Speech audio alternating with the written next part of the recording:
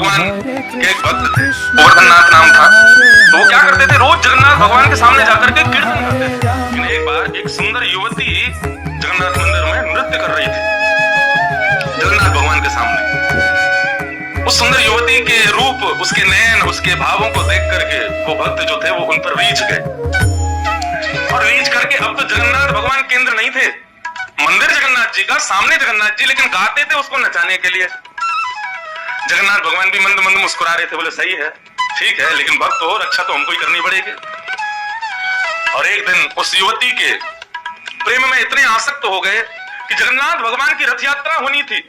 रथ यात्रा से ठीक एक दिन पहले उन्होंने मन बना लिया कि अब तो मैं इस युवती के साथ ही रहूंगा, इसको एक क्षण के लिए भी नहीं त्यागूंगा। उस युवती का संग करने का भाव मन में रखा। पूरे जगन्नाथपुरी में हवा की तरह बात फैल गई कि भैया वो जगन्नाथ भगवान को कीर्तन सुनाने के लिए गवैया आता था ना, बोले हाँ, बोले वो एक नर्तकी के पीछे पड़ गया है।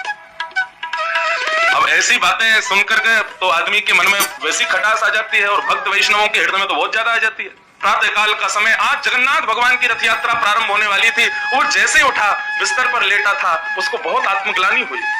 राम राम राम राम, ये मैंने क्या किया? पिछले 25-30 वर्षों से मैंने केवल जगन्नाथ भगवान को रिझाने के लिए गाया, लेकिन पिछले कुछ दिनों से इस युवती को रिझाने के लिए गा रहा हूं।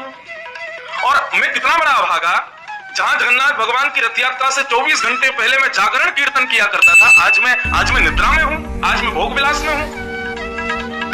अत्यंत हीन भावना अपने लिए आने लगी, अपने लिए आत्म ग्लानि का भाव उनके हृदय में उत्पन्न होने लगा। तुरंत स्नान किया, और कहते हैं स्नान भी नहीं किया, जगन्नाथ भगवान गुंडीचा के लिए प्रस्थान कर रहे हैं, रथ पर विराजमान हो रहे हैं। वो भक्त दौड़ने लगा जगन्नाथ जी से मिलने, कान पकड़े, कभी रोवे आंखों से, बोले मैंने बहुत बड़ा अपराध किया, नाथ को मैंने छोड़ दिया। दौड़ता हुआ जैसे जगन्नाथ रथ के समीप पहुंचा, सबको पता तो चली गया था कि ये उस युवती के चक्कर में रहता है, तो किसी ने भी उनको जगन्नाथ जी के रथ के सन्मुख भी नहीं आने दिया, धक्का मार करके दूर कर दिया। बोले तेरे जैसा भोग विलासी व्यक्ति जगन्नाथ जी को देखेगा, तू अधिकारी नहीं है उनका। कोने में बैठा है, 4 लोग घेराबंदी करके बैठे कि कहीं ये जगन्नाथ जी के सामने ना चला जाए। और आज तक ये नियम था कि वो जब जगन्नाथ रथ के सामने एक पद गाता था, उसी के बाद रथ चलता था, लेकिन आज उसका वो सुख उससे छीन लिया। रोने लगा, हाथ जोड़ने लगा, हाथ पांव कांपने लगे, बिलखने लगा, हे जगन्नाथ, मुझसे बहुत बड़ा अपराध हो गया, मैं आज के बाद नहीं करूंगा, मैं अभी अपने प्राण त्याग दूंगा नाथ, लेकिन ऐसा मत करो, मुझे आप अपने आप से दूर मत करो। पंडा पुजारियों ने मन बनाया, बोले यहाँ बैठा रहेगा तो रोता रहेगा, इसको कहीं और फेंक करके आओ। 4-5 लोग उठा करके ले गए और समुद्र के किनारे उसको छोड़ करके आ गए। रोता बिलखता विचार कर रहा था, क्या करूं, आज मैं रथ यात्रा में नहीं जा पाऊंगा। तभी नेत्र खोले तो सामने समुद्र देवता उनके समीप गया, समुद्र में स्नान किया, बाहर आकर के वहां समुद्र की बालुका रेत से 3 रथ बनाए, और 3 रथ बना करके छोटे छोटे उनमें बलभद्र जी, सुभद्रा जी और जगन्नाथ जी की प्रतिमा बनाई, और उसके आगे सुंदर एक मार्ग बनाया, और वहां मार्ग बना करके उस मार्ग पर बीच में बैठ करके कुछ पुष्प आदि छोड़ के बोले नाथ कोई बात नहीं, ये पूरा पुरुषोत्तम क्षेत्र है, जरूरी नहीं आप उसी रथ में बैठे होंगे, मैं आवाहन कर रहा हूं, मेरे इस बालुका के रथ में पधारो। और बालुका के रथ में आवाहन किया ठाकुर जी का, और जो वो पद पिछले 30 सालों से गा रहा था रथ यात्रा से पूर्व, आज उसी पद का गायन वहां समुद्र के किनारे प्रारंभ किया। तो अकेला पूरे समुद्र के तट पर खूब भाव से पद गावे, और बालुका के रथ को ही साक्षात रथ मान करके प्रणाम करे।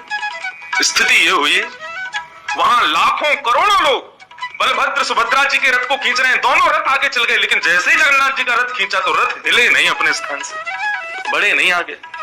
तो आज भी नियम है कि जगन्नाथ जी की कोई भी इच्छा होती है तो वहां के राजा को संकेत मिल जाता है कि जगन्नाथ जी ऐसा चाह रहे हैं।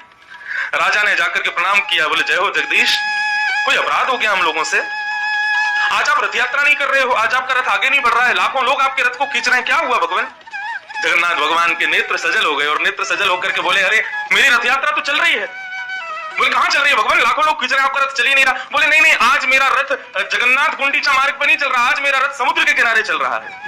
क्यों? मेरा वो अमुक नाम का भक्त वहां पद गा करके मेरी बालुका के रथ को चला रहा है, मैं इस रथ में हुई नहीं, आज तो मैं उस रथ में बैठा हुआ। पंडा पुजारी सब हाथ जोड़ करके खड़े, बोले नाथ, वो भोग विलासी व्यक्ति, पतनशील व्यक्ति, जिसने अपनी भक्ति का पतन कर दिया, आप उसके लिए इस रथ को छोड़ के वहां चले गए हो। भगवान बोले किसका भक्त है? बोले आपका। किसके लिए गाता है? बोले आपके लिए। यदि मेरा भक्त है, मेरे लिए गाता है, तो जिस प्रकार माँ का बालक कभी अपराध कर देता है तो क्या माँ उसको त्याग देती है?